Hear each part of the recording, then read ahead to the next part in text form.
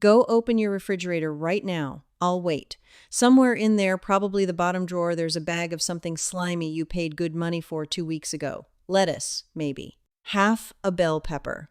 We all have it. Here's the number that should bother you. The average American family throws away somewhere around $1,500 of food a year. You're not eating that money.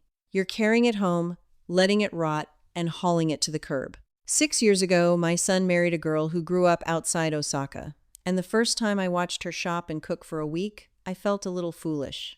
She spent about half what I did, and nobody at her table went hungry. So I asked her to teach me, and I've run my own kitchen her way ever since. These aren't her habits anymore. They're mine, tested in a regular American grocery store, in a regular American house, for 6 years. So today, 10 Japanese grocery habits that cut my bill roughly in half.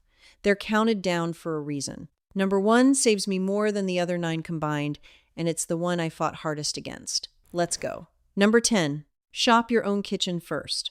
Before a list ever gets made in this house, I open the fridge and the pantry and I write down what's already there. Sounds obvious. Almost nobody does it. We shop from memory, and memory lies. That's how you end up with 4 half-used jars of mayonnaise. The meal plan starts from what I own, not from what sounds good. If there's half a cabbage and some carrots in there, guess what's for supper? The store list is only what's missing. That one change, shopping the kitchen before shopping the store, probably cut my bill 15% by itself because I stopped buying things I already had. Number 9, buy small, buy often. This one goes against everything we're taught. We're told to stock up, buy the big warehouse pack, save per ounce. Here's the problem. The savings per ounce don't mean a thing if a third of it goes in the trash. And a third of it goes in the trash. Japanese kitchens run on small refrigerators. Small, on purpose. You buy what you'll eat in the next 3 or 4 days, you eat it, and you go back. Nothing sits long enough to die in a drawer. I quit doing one giant haul on Saturdays and started doing 2 smaller trips a week, and my produce waste went to almost nothing. Yes, it's an extra trip. It's also 10 minutes, because the list is short. The big cart is not your friend. The big cart is the store's friend. By the way, habits like these 2, I've got a whole book of them. Every method I use to run this house for less, all written down in one place. It's on my website, the link's right below the video. Go grab it if you want it. I won't bring it up again. Number 8, buy what's in season, because that's what's cheap. There's a Japanese word my daughter-in-law taught me, shun. It means the short window when a food is at its peak. Over there, you build your cooking around it. Over here, we've been trained to expect strawberries in January, and then we grumble that they cost $6 and taste like wet cardboard. I don't walk into the store wanting a particular vegetable anymore. I walk in and look at what's piled high and priced low, because piled high and priced low means it's in season somewhere close, and that's the good stuff. Zucchini for 80 cents a pound in August. Squash in October. Cabbage, all winter cabbage, is almost never a bad buy. The recipe bends to the price, not the other way around. That's backwards from how most of us shop, and it's worth real money every single week. Number 7, learn your store's markdown hour.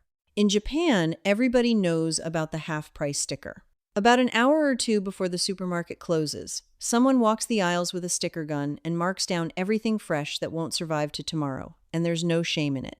Office workers in nice suits line up for it. Your store does the same thing. It just doesn't advertise it. Meat gets marked down on a schedule. Bakery gets marked down on a schedule. Day-old produce goes to a rack, usually in the back corner. All you have to do is ask a clerk, what time do the markdowns happen? And they'll tell you. Mine does meet at 8 in the morning. So twice a week, I'm there at 8, and I buy tomorrow's supper at 30 to 50% off. That meat isn't bad. It's a day from its date. I'm cooking it or freezing it tonight anyway. They sell you a coupon app for this. Don't bother. The sticker gun beats the app every time. Number 6. Meat is a seasoning, not the main event. This is the habit that shocked me most, and the one that saves the most on any single line of the receipt. The American plate puts a slab of meat in the middle and everything else around it. The Japanese plate slices a small amount of meat thin and threads it through a dish full of vegetables, so every bite has some. A pound of ground beef in this house is not 1 meal, it's 2, sometimes 3. Sliced thin into a stir fry with cabbage. crumbled into a soup. Half a pound of pork with a mountain of vegetables feeds 4 people, and nobody leaves the table hungry. I know, because I feed them. Meat is the most expensive thing in your cart. Stop making it the whole plate. Nobody's asking you to give it up. I'd never. Just move it from the middle of the plate into the food. Number 5. Use the whole thing. There's another word she gave me, mattenai. It roughly means what a waste, and it's said the way you'd scold someone. Wasting a usable thing is almost a moral failure over there, and once you start seeing your kitchen that way, you can't stop. Broccoli stems, peel them, slice them. They're better than the tops. Carrot peels and onion ends go in a bag in the freezer. More on that bag in a minute. The dark green tops of scallions that most people throw away are half the scallion you paid for. Radish greens cook up like spinach. Stale bread is breadcrumbs or a breakfast bake. I figure I used to throw away maybe a quarter of every vegetable I bought. Now I throw away almost none of it. That's a quarter off the produce bill without changing what you buy. You already paid for the whole vegetable. Eat the whole vegetable. Number 4. Make your own broth. It's nearly free. Japanese cooking runs on dashi, a simple homemade stock that makes cheap food taste like it took effort. You don't need their ingredients to steal the idea.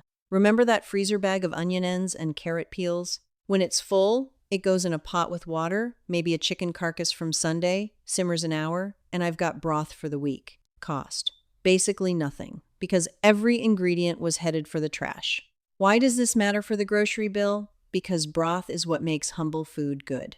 A pot of rice, some vegetables, a little of that thin sliced meat, and good broth that's supper, and it cost maybe $3 for the family.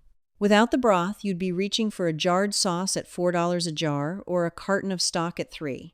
They will happily sell you flavor in a box. You've been throwing free flavor away your whole life. Number 3. 1 soup, 3 small sides.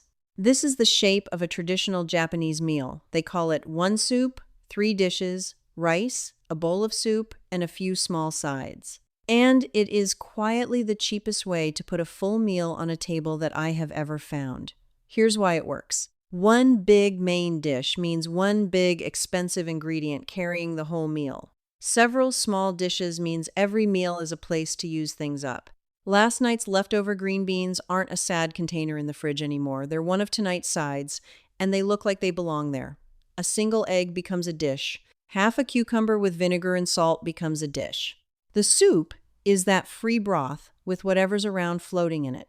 People eat slower this way too, and they fill up on soup and rice, the cheap stuff, instead of on the expensive stuff. My grocery bill dropped when my table started looking fuller. Sit with that one a second. More dishes on the table, less money at the register. That's the trick. Number 2, anchor every meal to a cheap staple cooked in batches. In Japan, the anchor is rice, made in quantity, portioned, and frozen. A scoop of frozen cooked rice revives in 2 minutes, and it's the floor under every meal. Do the math on this. A big bag of rice runs under $1 a pound, and a pound of dry rice cooks up into 6 or 7 servings. Call it 15 cents a serving. Now look at what people grab when there's no anchor ready. A frozen dinner, a pizza, a drive-through because they're tired and there's nothing to eat. There's always something to eat if the anchor's already cooked. I make a big pot once or twice a week, portion it flat in freezer bags, done. Doesn't have to be rice, a pot of beans works, potatoes work, but something cheap, cooked ahead, always waiting. The staple isn't the boring part of the meal. The staple is the reason the meal costs $2 instead of $12. And that leaves number 1. I told you it saves more than the rest combined, and I meant it because the other 9 tell you how to spend. This one changed whether I spend. Number 1. Keep a kakeibo. It's a household ledger. A little book. The idea's been in Japanese kitchens for over 100 years. A journalist named Hani Motoko put it in print back in 1904, and grandmothers have kept one ever since. And here's all it is. At the start of the month, you write down what's coming in, what has to go out, and what you intend to spend on food. Then this is the part you write down every single grocery purchase by hand when you get home. Every one. And at the end of the month, you sit down for 10 minutes and look at it. That's it. No app, no spreadsheet, no subscription, a notebook, and a pen. I thought it was pointless. I truly did. I told my daughter-in-law I already knew where my money went. She just smiled and said, "Then writing it down will be easy." First month I kept one, I found out I did not know where my money went. Not even close. I found $100 and some a month of snacks and drinks and little grabbed things I couldn't have named if you'd asked me. Nobody had to tell me to stop. Seeing it in my own handwriting stopped me. Here's the plain why. A number on a bank screen slides right past you. A number your own hand wrote does not. Writing it down makes you the one holding the pen instead of the one holding the cart. Every habit on this list got sharper once the book was open, because for the first time I could watch them work. Now, let me say the quiet part, because there's a reason none of this is common knowledge here. The grocery business does not make its money on careful shoppers. The whole building is arranged against everything I just told you. The carts got bigger, that's not a courtesy. A bigger cart fills bigger. The staples and markdowns live at the back and the bottom shelf, and the expensive convenience food lives at eye level, at the ends of the aisles, and next to the register where you're tired and waiting. Stock up and save teaches you to buy more than you'll eat, and every bag of lettuce that dies in your drawer was pure profit to somebody, because you paid full price for food that fed the garbage can. Roughly a third of the food in this country gets wasted. Nobody in that supply chain is crying about it. Wasted food is bought food. I'm not saying there's a villain twirling his mustache in the produce section. I'm saying the store is built by people who studied how you shop, and nobody in that building profits when you walk in with a short list, a full notebook, and a plan. So nobody teaches you this. That's all it is. Follow the money and it makes perfect sense. Here's your first step, and it's not even a shopping trip. Tonight, before bed, take any notebook in the house and write down everything you spent on food this week. Pull up the bank statement if you have to. Just look at the real number. That's the whole assignment. Everything else on this list gets easier once you've seen it. And tell me in the comments which of these 10 do you already do, and which one sounds hardest to start. And if your family came here from somewhere with its own grocery wisdom, Italian, Mexican, Polish, wherever I want to hear it, because every kitchen tradition on earth figured out how to feed a family on less, and I read every comment looking for the ones I haven't learned yet. Next time, I'm showing you what she taught me to do with a whole chicken, one bird, 4 meals, nothing thrown away, including the part most Americans have never once cooked. You'll want that one before the holidays. Now go clean out that bottom drawer. You know the one. I'll see you next time.